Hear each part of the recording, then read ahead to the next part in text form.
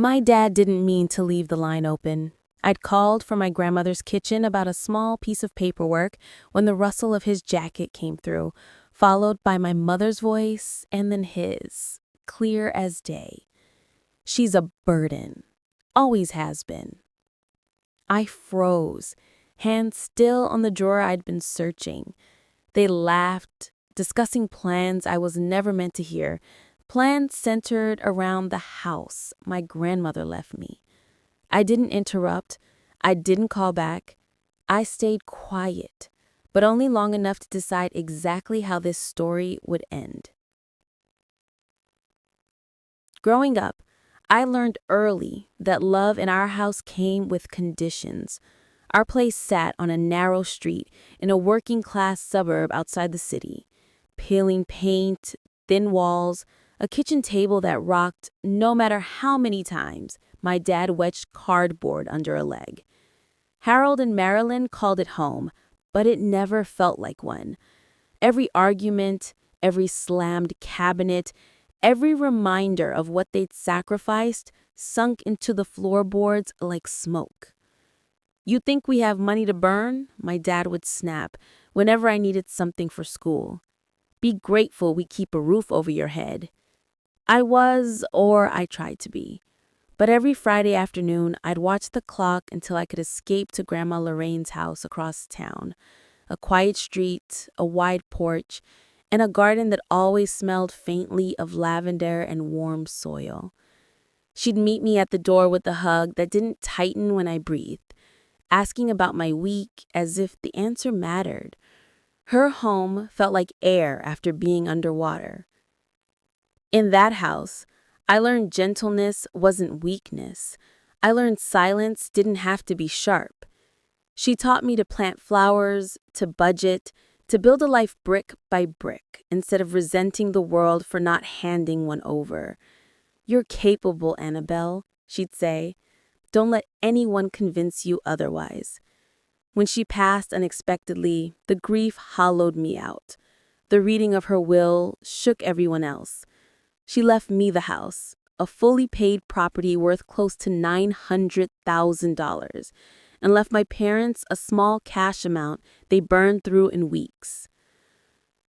After that, they started calling my place the family home, as if the deed were merely a suggestion. My mother walked through rooms critiquing paint colors I'd chosen. My father dragged his old recliner into the living room and planted it like a flag. I told myself they were grieving. I told myself letting them stay a while was the right thing. A while became years. They never contributed a cent to the mortgage or maintenance, but they always had opinions. They talked about renovations I'd never agreed to. They dropped hints about how some families share everything. And when they planned their dream trip to Europe, they floated the idea of using the house's equity to fund it. "You're doing well," my mother said lightly, her fork scraping against her plate. "It's time you give back." I didn't take a loan for them, but I did pay for most of their trip out of guilt, so old it felt like instinct. They left the country smiling, wrapped in scars they'd bought for the flight, promising souvenirs. I stayed home, trying to believe that generosity wasn't the same as being used. The day everything shifted was so ordinary, it almost felt like a joke. I'd spent the morning showing listings across town and came home to a slow drip under the kitchen sink, a tiny leak my dad swore he'd fixed months earlier. I needed the warranty information for the faucet, one of the few things he'd actually installed himself. So I called him. Just a simple call, a practical question. Nothing that should have detonated my entire life. He answered from somewhere loud, clinking glasses, street noise, laughter. He said we were heading to dinner, sounding irritated. I'd interrupted. "Check the drawer in the den. Should be under kitchen." I thanked him and told him to enjoy his night. He grumbled something I couldn't make out. Then came the rustle of fabric, footsteps, the muffled echo of my mother's voice. I waited for the click. There should have been a click. But instead, I heard my mother ask, "Who was that?" "Annabelle." He said it like the name itself exhausted him. Always something wrong with the house. My breath pot. They hadn't hung up. "Well," my mother sighed, "that's what happens when she gets handed a home she didn't earn. Your mother should have left it to us. We would have used it wisely." I gripped the edge of the counter. My grandmother trusted me. She knew exactly what she was doing. Hearing them rewrite that truth clawed at something deep inside me. My father's voice sharpened. "Once we're back, we're going to sit her down about our retirement. She needs to understand that house is our future. It's ridiculous it's only in her name." My chest tightened. I'd always suspected they resented my ownership. I had never imagined they had a plan. My mother lowered her voice, but not enough. "She feels guilty so easily. Just push a little. She'll sign whatever we need. Mention doctor bills. That always gets her." My stomach dropped. That wasn't worry, that was strategy. "And if she resists," my father continued casually, "remind her what we sacrificed for her. She owes us. By next year, the deed will have our names on it." My ears rang. My vision tunneled, but they weren't finished. "She's always been a burden," my father said, as if finally speaking aloud a truth he'd held for years, from the moment she was born. The laugh that followed, first his, then hers, broke something cleanly inside me, like the snap of a bone. I don't remember ending the call. I only remember sinking onto the floor, back against the cabinets, the dripping faucet tapping a slow rhythm while the weight of every memory rearranged itself. Every criticized choice, every guilt trip, every reminder of sacrifice, none of it had been love. It had been leverage. I replayed their words over and over until the humiliation turned to heat. Then the heat sharpened into clarity. If they saw me as a burden, then I didn't owe them anything. I wiped my face, stood, and grabbed my laptop. I didn't scream or confront them. I didn't send a message or call back. I did something far more dangerous in their eyes. I began to plan. For 3 days, I moved like a shadow through my own life. I called in sick, claiming a fever I didn't have, because I couldn't trust my voice not to crack in front of anyone. Every time I tried to make coffee or answer an email, my mind replayed the same sentence. "She's always been a burden." Said so casually, it may as well have been the weather. By the 4th morning, the numbness cracked. I opened my laptop and typed one name: Vivian Hale, a family property attorney I'd worked with through clients. Sharp, calm, precise. The kind of person who didn't flinch at messy dynamics. Vivian didn't react when I told her the house was deeded solely to me. She didn't react when I explained my parents had lived there rent-free for years. But when I repeated the words I'd heard over the open line, her jaw tightened just slightly. "You are under no legal obligation to house your parents. The property is yours. Their residency gives them no ownership. And if you want to end that arrangement, you can. Just document everything and don't warn them until you're ready." Those words, simple, factual, felt like someone had opened a window in a room I didn't realize I'd been suffocating in. That afternoon, I called Ethan Shaw, one of the few colleagues who'd always treated me like an equal. "I need a discreet sale. No listing, no signs, fast." He didn't ask why. "I know 2 off-market buyers looking for something in your area. We can hit around 980 if the timing works." Exactly the number I needed. Once the dominoes were set, I moved fast. I walked through every room with a notebook, creating 3 categories: mine, theirs, uncertain. I didn't want a single accusation later. Boxes formed neat rows across the hardwood floors, my belongings taped and labeled for a mover.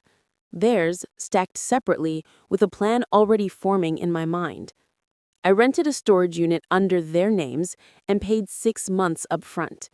I arranged a moving team to handle the transfer the same day. My own belongings would be delivered to a furnished short-term apartment 2 hours away. Then came the rest of the logistics: new bank accounts, updated passwords, a new phone number, a new email. Each task felt like cutting a thread that had tied me to my parents my entire life. On the final night before the movers arrived, I walked slowly through the house. The empty walls echoed in a way that made the entire place feel unfamiliar. In the garden, the flowers Grandma Lorraine taught me to plant were just beginning to open. I crouched down, touching one of the petals. "I'm not the burden you thought," I whispered, unsure whether I was speaking to them or promising something to myself. The next morning, when the truck pulled away with my boxes, I didn't look back. I had vanished quietly, legally, completely. My parents landed on a warm Thursday afternoon in early fall, the kind of day where the sun hangs low and the air smells faintly of dry leaves. I knew their flight schedule because they'd emailed it to me weeks earlier, expecting a ride home. I imagined them stepping off the plane, refreshed from wine tastings and boat tours, pulling luggage covered in stickers from cities I'd never seen. They had no idea the world they were returning to. At exactly 4:12 p.m., my old neighbor, Mrs. Dawson, texts me a single line: "They're here." I sat in my car outside my new apartment, 2 hours away, hands wrapped around the steering wheel until my knuckles paled. I didn't need to be at the house. I knew exactly what was happening, step by step. They would pull into the driveway, still laughing about their trip. They would notice my car wasn't there and assume I was running errands. They would carry their luggage to the front door, juggling shopping bags filled with souvenirs I'd indirectly paid for. Then Harold would take out his key. He would slide it into the lock. He would turn it, and he would hear nothing but a dull, empty click. The image steadied me. I closed my eyes and breathed in the quiet of my new life. Later, Mrs. Dawson called. I answered on the first ring. "Annabelle, they're losing it," she whispered, trying not to laugh. "Your dad tried the key 4 times. Your mom's banging on the door like someone's inside." I could picture it so clearly, their disbelief turning to confusion, their confusion curling into anger. "What are they doing now?" I asked, my voice too calm even for me. "They're walking around the house checking windows. Oh, your dad is saying you must have changed the locks without permission. Annabelle, sweetheart, this is something else." It was, and it was only the beginning. An hour later, I got my first voicemail. "Annabelle, what the hell is going on? The key doesn't work. Call me back immediately." The next one from my mother arrived 5 minutes later. "Honey, this must be a misunderstanding. We're worried. Where are you? Why is the house empty? Please call us." Not a single crack of self-reflection, not even an ounce of accountability, just shocked that the world wasn't bending to them the way it always had. Then came the voicemail I had been waiting for. "We found your little note." "A burden did this? Really? Is that supposed to be funny? You can't just sell our home out from under us. Expect a lawyer." Every sentence was dripping with entitlement, each word confirming I had done the right thing. They didn't call again that night, but I knew they would escalate. I didn't have to wait long. At 10 o'clock the next morning, my phone buzzed with a message from my office. "Your parents are here. They're yelling. The boss asked them to leave. Do you need help?" Heat rose up my neck. Even after everything, they still believed embarrassment would scare me into compliance.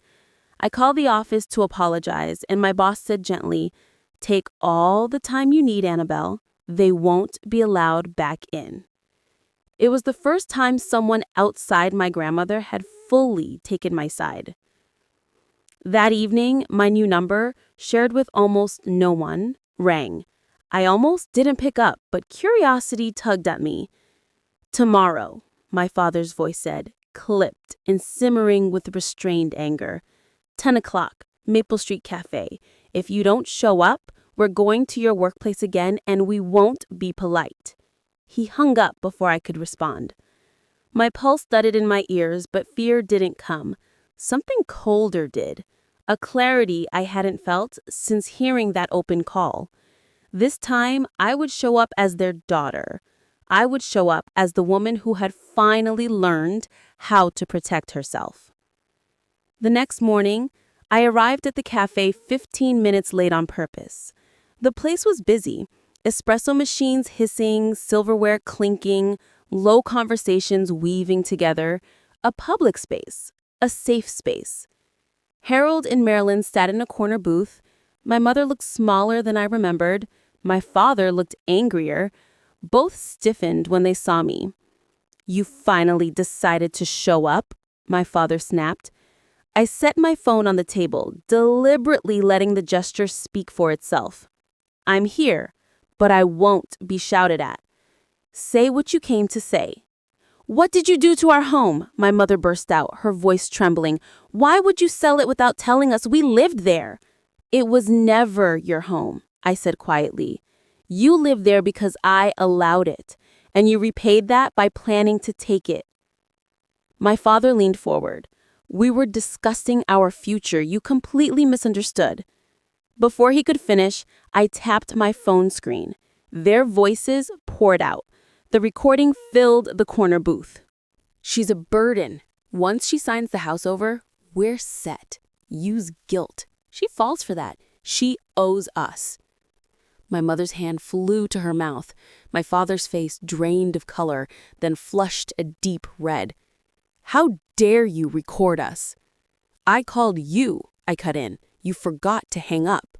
I heard every word, and it showed me exactly where I stand in this family." My mother started crying, her shoulders shaking just enough to look convincing to the untrained eye. Once that would have worked. Once I would have folded instantly. Not now. I paid the bills. I maintained the home. I supported a vacation I couldn't even afford for myself. And you still saw me as a burden to manage? So here's what's going to happen. Their crying quieted. Their breathing stilled. "I'm done. No more money. No more support. No more guilt. If you contact my workplace again, I will take legal action. If you show up at my home, you will meet security. If you continue harassing me, you'll meet my attorney." "You can't just cut us out of your life," my father hissed. "I'm not cutting you out," I said, standing. "You pushed me out a long time ago. I'm just finally walking away." My mother whispered, "Where will we go? What are we supposed to do?" I said with steady calm, "That I didn't know I possessed is something you'll have to figure out on your own." For the first time, I picked up my phone, slid it into my bag, and stepped out of the booth. Neither of them reached for me, neither called my name. When I walked out into the crisp fall air, I didn't look back. In the weeks after the cafe confrontation, the silence was almost disorienting. No voicemails, no emails, no uninvited appearances at my office, just quiet. Heavy at first, then oddly peaceful. I moved through my new townhouse in Richmond like someone learning how to breathe correctly for the first time. The place was smaller, simpler, but every corner belonged to me. No lingering tension, no old recliner facing the TV like a throne, no footsteps that made my stomach tighten. I returned to work with a focus I hadn't felt in years. My clients noticed, my boss noticed, even I noticed. Without constant emotional drain, I had energy left over for my job, for my friends, for myself. Therapy helped too. Dr. Caroline Brooks guided me through years of blurred boundaries and taught me words I'd never let myself say out loud. Financial abuse, emotional manipulation, coercive guilt. Naming things didn't erase them, but it stripped them of their power. One afternoon, while sorting through a box of old files, I found a small envelope written in Grandma Lorene's handwriting. I'd read the letter inside once before, but this time, the words hit differently. She wrote, "Never doubt your worth. Never let anyone take from you what you've earned." For the first time, I believed her. When the local community center asked if I'd host a workshop for first-time homebuyers on protecting themselves financially, I said yes without hesitation. Teaching others what I'd learned the hard way felt like stitching something torn back together. I wasn't the burden, I was the one who finally put the weight down. A year after everything unraveled, I stood in my new garden, smaller than my grandmother's, but blooming the same way she taught me. The wind was soft, the sky wide, and for the first time, my life felt like it finally fit. I didn't know if my parents would ever change, and I wasn't waiting for them to. Peace didn't come from fixing them. It came from choosing myself. If you've ever had to walk away to protect your own well-being, you're not alone. Share your story in the comments, and don't forget to like and subscribe for more.